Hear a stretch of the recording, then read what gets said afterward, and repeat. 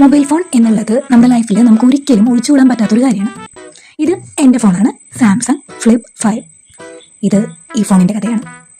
ഈ ഫോൺ എൻ്റെ കയ്യിൽ കിട്ടുന്നത് 2024 ഏപ്രിൽ 28 or 27. എൻ്റെ ചേച്ചി എനിക്കിത് ഒരു ബർത്ത്ഡേ ഗിഫ്റ്റ് പോലെ തന്നൊരു ഫോണാണ്. ഈ ഫോൺ എൻ്റെ കയ്യിൽ കിട്ടിയപ്പോൾ എനിക്ക് ഒരുപാട് സന്തോഷമായിരുന്നു.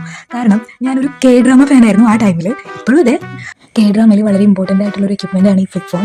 മാത്രമല്ല എൻ്റെ ഫ്രണ്ട്സ് പറയാറുള്ളത് ജയിലറിൽ രജനീകാന്തിനും മാത്രമാണ് അവർ ഈ ഫോൺ കണ്ടിരിക്കുന്നത്, അതിനുശേഷം അവർ എൻ്റെ കയ്യിലാണ് ഈ ഫോൺ കണ്ടിരിക്കുന്നത് എന്നാണ് പറഞ്ഞിരുന്നത്. പക്ഷേ ഒരു 2 ആഴ്ച മുൻപ് ഒരു ശനിയാഴ്ച ഞാൻ രാത്രി 12 മണി വരെ ഈ ഫോൺ യൂസ് ചെയ്തു. എന്നിട്ട് പതിവ് പോലെ ഞാനത് ഓഫ് ചെയ്ത് കിടന്നുറങ്ങി. പക്ഷേ രാവിലെ എണീറ്റ് നോക്കുമ്പോൾ എൻ്റെ ഫോണിൽ പച്ച ലൈറ്റും മഞ്ഞ ലൈറ്റും അതുപോലെ പച്ച ലൈനൊക്കെ വരുന്നു. സംഭവം സ്ക്രീൻ പ്ലേ ഡിസ്പ്ലേ അടിച്ചു പോയതാണ്. എനിക്കാണെങ്കിൽ സങ്കടവും ദേഷ്യവും എല്ലാം ഒരുമിച്ച് വരാണ് ചെയ്തത്. എനിക്കൊന്നും ചെയ്യാൻ പറ്റാത്തൊരവസ്ഥയിൽ ഞാൻ എത്തി. എൻ്റെ കോൺടാക്റ്റും എൻ്റെ എല്ലാ ഡാറ്റാസും എല്ലാം ഈ ഫോണിലായിരുന്നു. എനിക്ക് ഭയങ്കര വിഷമമായിരുന്നു. അപ്പോൾ ഞാൻ തീരുമാനിച്ചത് മേടിച്ച് സ്ഥലത്ത് കൊണ്ടുപോയി അവരോട് എന്താ ചെയ്യാൻ പറ്റാമെന്ന് ചോദിക്കുന്നത്. ഞാൻ അവിടെ പോയി. അപ്പോൾ അവർ 1 ഇയറാണ് വാറണ്ടി പറഞ്ഞിരുന്നത്. വാറണ്ടി കഴിഞ്ഞതുകൊണ്ട് അവർക്കൊന്നും ചെയ്യാൻ പറ്റില്ല എന്ന് പറഞ്ഞു. അങ്ങനെ ഞാൻ കസ്റ്റമർ സർവീസിലേക്ക് വന്നു. കസ്റ്റമർ കെയറിൽ എത്തിയപ്പോൾ അവർ പറഞ്ഞു ഫോണിൻ്റെ ഡിസ്പ്ലേ അടിച്ചു പോയേക്കാണ്, ഡിസ്പ്ലേ മാറ്റണം. ഞാൻ അവരോട് റേറ്റ് ചോദിച്ചപ്പോൾ അവർ പറഞ്ഞത് ഏകദേശം ഒരു 30,000 ആണ് ഡിസ്പ്ലേ മാറ്റാനായിട്ട് വരാമെന്ന്. 10,000 രൂപ. എൻ്റെ കണ്ണ് തട്ടിപ്പോയി. ഞാനിത് പോയി വീട്ടുകാരുടെ അടുത്ത് പറഞ്ഞപ്പോൾ വീട്ടുകാർ പറഞ്ഞു എന്തിനത് ഇത്രയും കാശ് മുടക്കി ഡിസ്പ്ലേ മാറ്റാൻ നിൽക്കുന്നത്, വേറെ ഫോൺ മേടിച്ചാൽ മതി.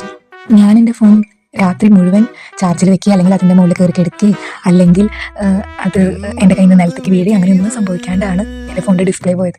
സാംസങ് ഫ്ലിപ്പ് അവർ ഹൈ ടെക്നോളജിയാണ്, അങ്ങനെയാണ് ഇങ്ങനെയാണെന്നൊക്കെ പറഞ്ഞിട്ടുള്ള ഫോണിനാണ് ഈ ഗതി. 1 വർഷം കഴിയുമ്പോഴേക്കും അതിൻ്റെ അവസ്ഥ തദൈവ. ഈ കഥയിൽ നിന്ന് കിട്ടുന്ന ഗുണപാഠം എന്തെന്നാൽ ഫോൺ മേടിക്കുമ്പോൾ എപ്പോഴും റേറ്റ് കുറവുള്ള ഫോൺ മേടിക്കുക. അപ്പോൾ എന്തെങ്കിലും ഒരു കേടുപാട് അതിന് പറ്റിക്കഴിഞ്ഞാൽ നമുക്ക് നന്നാക്കാൻ എളുപ്പമാണ്. കാരണം അതിൻ്റെ എക്യുപ്മെൻസിന് റേറ്റ് കുറവായിരിക്കും. പ്ലസ് അതിൻ്റെ സർവീസ് സെൻ്ററിൽ പോയി കഴിഞ്ഞാൽ നല്ല കസ്റ്റമർ സർവീസ് ആയിരിക്കും.